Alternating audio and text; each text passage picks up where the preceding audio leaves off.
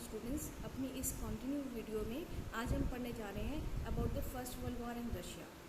तो you can here see the central powers and the allied powers, है ना। तो आपको यहाँ पे सेंट्रल पावर्स दिखाई दे रही है और अलाइड पावर्स दिखाई दे रही हैं। सेंट्रल पावर्स का मतलब है Germany, Austria and Turkey, and allied powers थी France, Britain, Russia, later on Italy and Romania and US.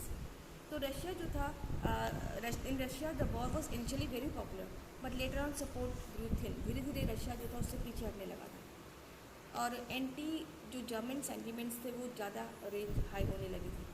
And Russia जो आर्मी थी वो बहुत बुरी तरह से हार गई थी इसमें।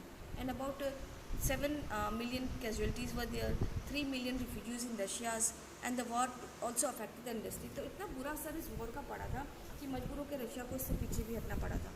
और वॉर से इसका क्या प्रभाव पड़ा, इंडस्ट्री जो थी उस पर बहुत बुरा प्रभाव पड़ा।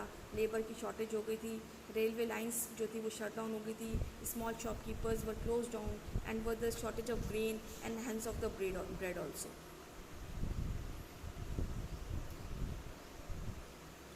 अब इसके बाद आया बच्चों February revolution and Petrograd in winter.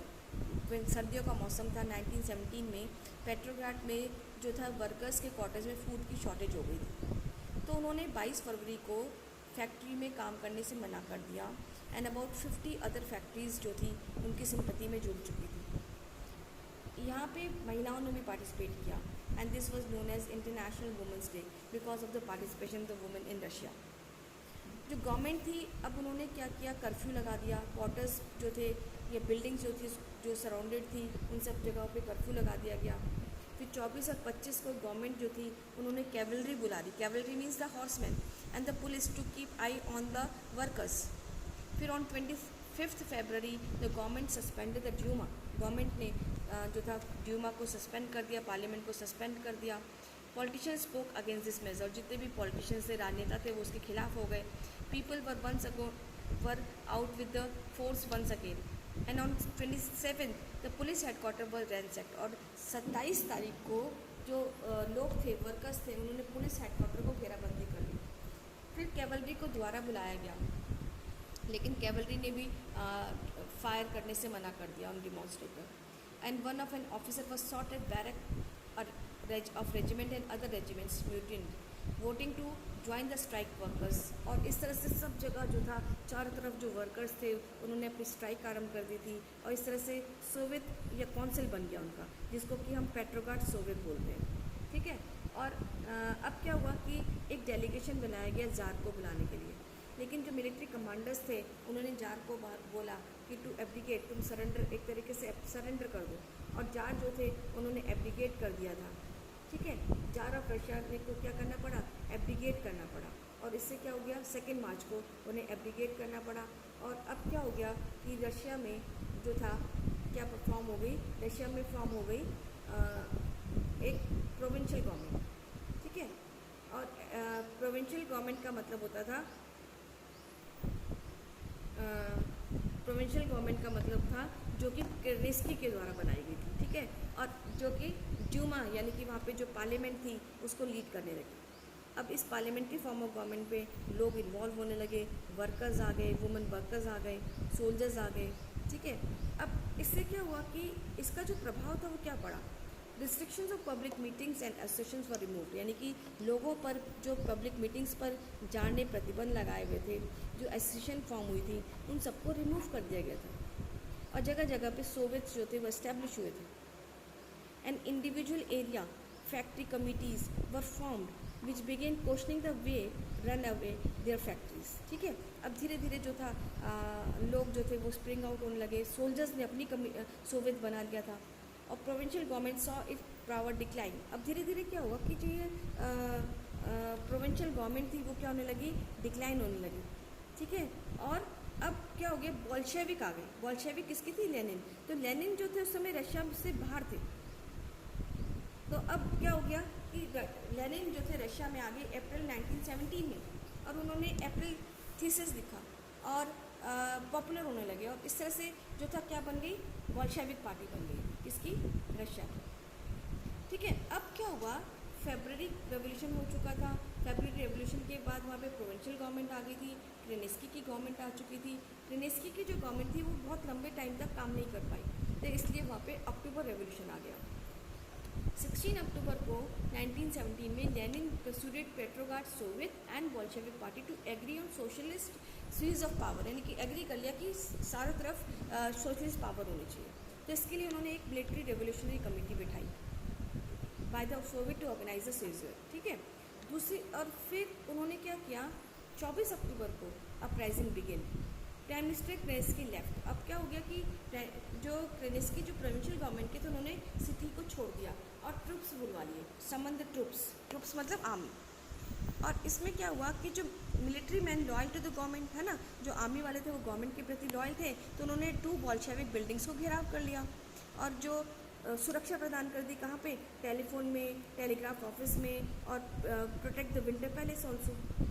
अब इसके बदले में जो मिलिट्री रिवोल्यूशनरी था, यानी कि लेनिन की जो मिलिट्री रिवोल्यूशनरी कमेटी थी, उन्होंने क्या करना शुरू कर दिया, उन्होंने गवर्नमेंट ऑफिसर्स को अरेस्ट करना शुरू कर दिया, मिनिस्टर्स को अरेस्ट करना शुरू कर दिया, विंटर पैलेस पर धावा बोल दिया, ठीक है।